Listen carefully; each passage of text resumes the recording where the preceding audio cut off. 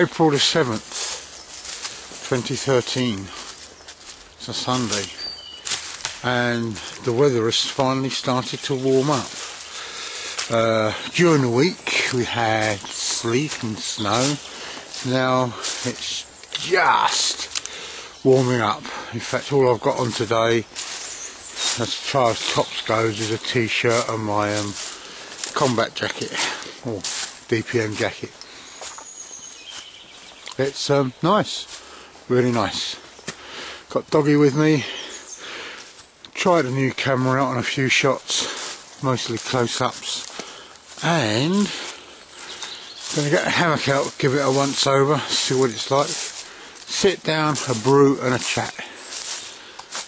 So guys, welcome to the outdoors life.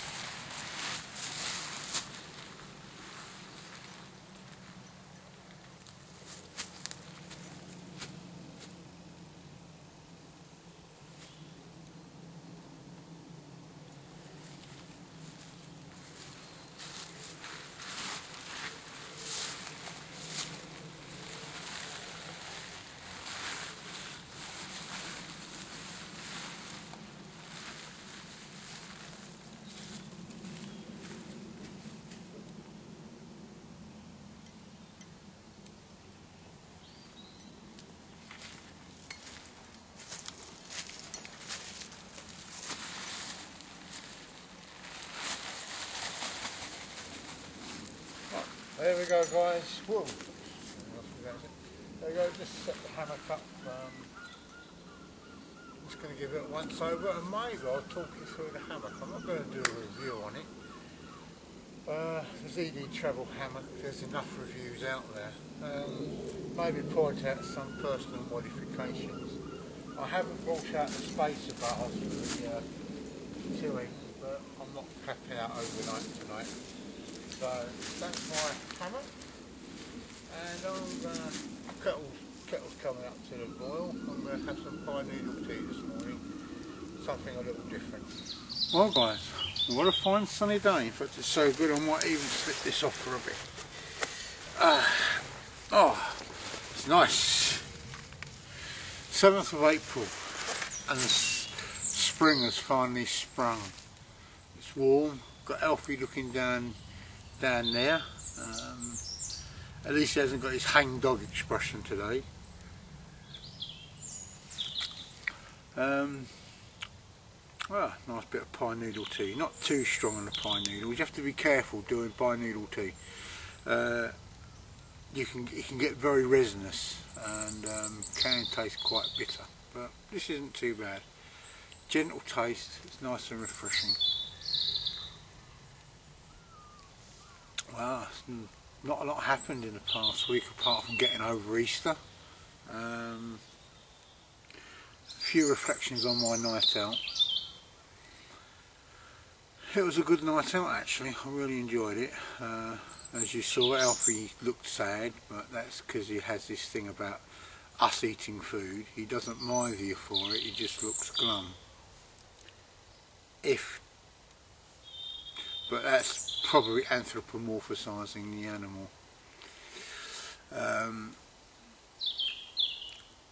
The bag was good, and I've done another little review on that. As I say, the review of, this wasn't a review, it's more a look. I'll be doing a look over on this in a minute after our little chat. Just some personal modifications and what I think of it. It's a good hammock actually, very good hammock. As I say, not a lot's happened. The big thing about bees at the moment, and neonicotinoids, which are a type of pesticide. It's nicotine based, so it's very poisonous, and apparently it's affecting bee populations, both honey and solitary and humble bees. The thing is, we lose bees, bumblebees, any bee. We'll lose one of the main pollinators. In fact, an awful lot of what we take for granted will just disappear. But man likes to tinker, man likes to have a fiddle with the environment. We think we can do better than nature. We produce enough food so we can actually cut back on pesticides. We produce enough food in the world to feed the world many times over.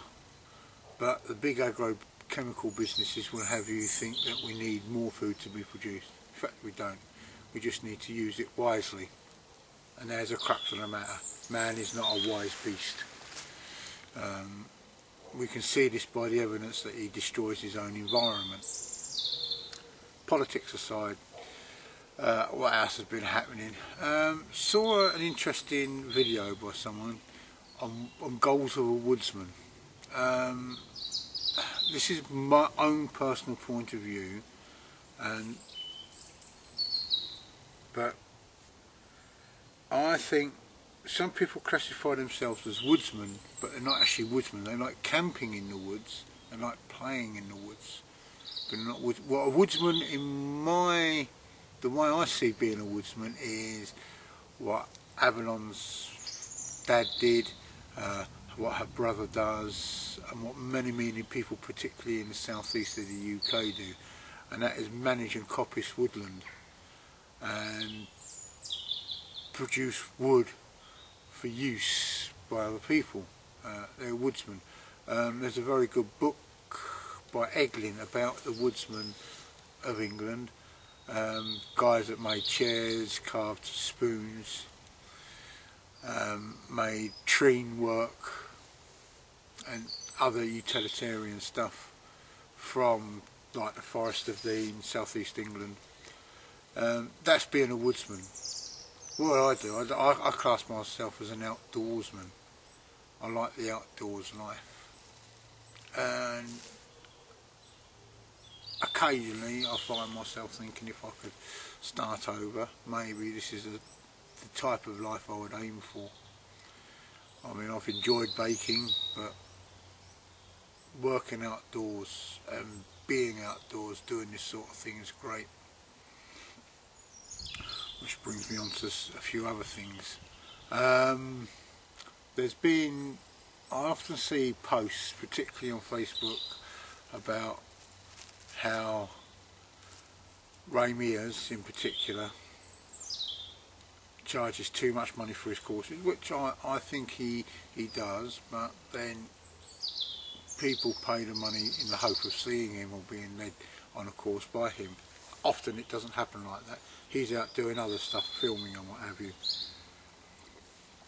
But what does annoy me is the fact that people that haven't done a Ray Mears course assume that they're all city dwellers and they all live comfortable lifestyles outside, and they just want to go and play in the woods for a while.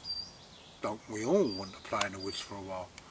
But I've done wood law courses, and I find there's quite a cross-section of society.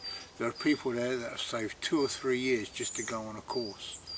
When I did the journeyman, there was a girl there, single mother, and works part-time. She saved for about 3 years to do the journeyman course. So it isn't geared towards city dwellers, and I get rather nuts when it does. In fact, I switch between Woodlaw and Woodsmoke. And in Woodsmoke I've met professors and I've met teachers, I've met solicitors, I've met people from the army, whether officers or other ranks. I met people like myself, you know, who it's their hobby, and ultimately this is what it is a hobby. Bushcraft, a word I don't care for much these days, is a hobby for the great majority of people that do this. It is their hobby. They collect bits of kit, they make bits of kit. Sometimes we lose our way and we get caught up in the shiny stuff, and some guys do the core principles of bare bones. I don't like calling it survival because it isn't survival. To my mind, woodcraft and camping is living comfortably in the woods, and so if you ain't living comfortably, you're doing it wrong.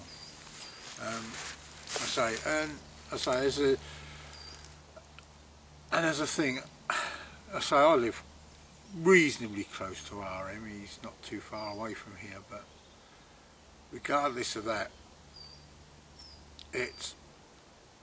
the courses are geared towards people that can pay. You know, people think he makes a lot of money. Okay, he does make money, that's the whole idea of his business, but he also makes money out of the other stuff, you know, the kit he sells, the programs he makes. Running a bushcraft school, whether you're Ben McNutt, Ray Mears, Tim O'Leary, you can't really find. I mean, the profit margins in a lot. You've got to pay for the woodland that you're using.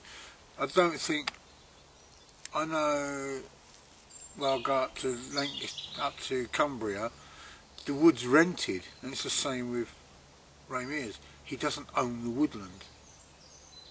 You know, he knows people, he's pulled a few strings, and he's got the woodland to use, and he's used it for many years. You cannot, you know, the whole idea of thinking, oh, they own all this woodland, you know, and what have you, and I make bucket loads of money, is a bit of a myth. But then again, when I had my business, people thought I made lots of money. Most weeks we just about broke even. You know, so next time, guys, if you think about criticising somebody, think first, because the truth is often more plain than fiction. Seen some nice little videos dealing with those little bits of kit. There's a tagged one going around at the moment. I never seem to get tagged on these, but mostly to do with knives, you know, a favourite knife or a favourite folding knife. I mean, they're quite good, you know. Sometimes they can get overly long.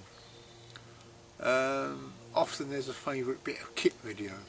Actually, I don't have one favourite bit of kit really, except for maybe myself, because you know, I take myself out into the woods.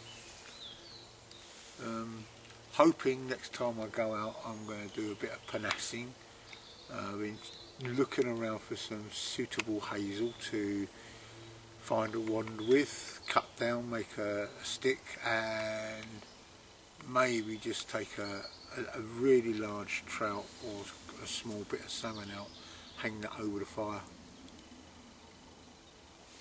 To that end, I will probably take out a bag of charcoal briquettes so that I've got an intense bed of coals to cook over rather than trying to get wood from around here. Primarily the wood I've used for cooking around here is chestnut, birch and pine.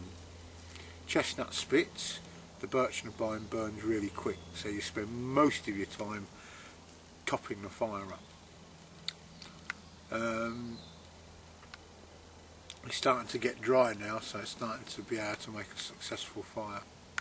Got an axe workshop coming up this year. Hopefully, I think I've booked an axe workshop. Go out, have another axe.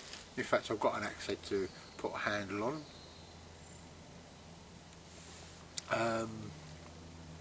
Bit of foraging. Very good book I've read. It's an e-book. It's written by Fiona Campbell. It's called The Hunter-Gatherer Way.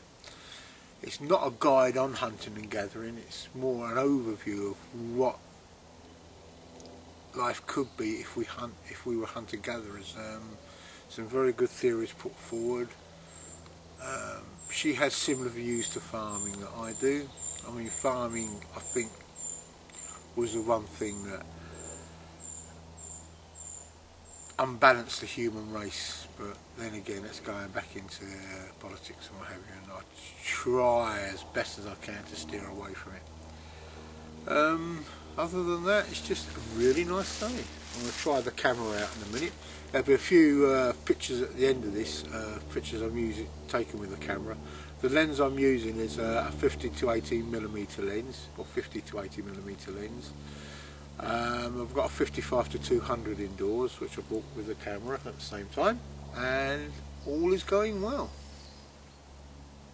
It's a nice camera and takes some really good stills, but then again, the perfect photograph is never out there, it's in your mind.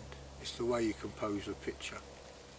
That's a whole new ball game. But now the weather's dried up a bit, maybe the fungi start coming up. It's this time of the year that we get mostly chicken in the woods. Very tasty. Not everybody can eat it. It can cause an upset stomach. St George's mushrooms and morels, but I've not seen any morels. They're normally sort of, you come upon them by surprise. They're not normally found in this sort of woodland, but maybe a trip over to Fenbury Walks, and maybe I'll raid a wood ant's nest, see what the larvae are like, what are their legs. I did notice on one of Ray's programs he did that, and I think in his book Yuha is doing similar sort of thing. Anyway guys, I'm going to sign off for a minute. I'm going to enjoy the rest of this tea. I'm going to lie back in my hammock for a minute and see how it's kept up over the winter. It hasn't unpacked this the whole winter. Hammock camping is slightly different, and I'm going to go over a little bit of that in a minute after I've done the walkthrough. I've probably done a walkthrough on this before. Excuse me guys. Anyway, I'll see you in a minute. Right, I use a tree hugger system, so this is knotted every 2 hand widths, and it comes round, you wrap it round the tree and comes down onto a carabiner, mountain climbing grade carabiner, and onto a little hoop. I cut the cords. It means I can get the hammock up in next to no time. Obviously this is the bungee bit, well, this is a bungee bit, and underneath what I've done is through the loops I've put a bit of twine. This is fluorescent yellow, and that enables me to hang my glasses up, my head torch and a couple of other bits during the night, so it's kept well out of the way. And it's a really good hammock, I can't fault it. That's a snake skin. I say the tree hugger system is what I prefer to use. Anyway, I see that I'm running out of minutes of power on this, so I'm going to turn it off. Well, a dead pine coming up and right in the centre, and I haven't got anything to dig it out with, but it's not going to go anywhere fast. A bit of fat wood.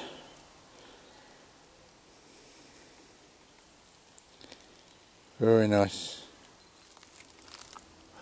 Well, there we go. Alfie's got his head down. Oh, Alfie? Alfie, come on out, you little bugger. Well, there you go.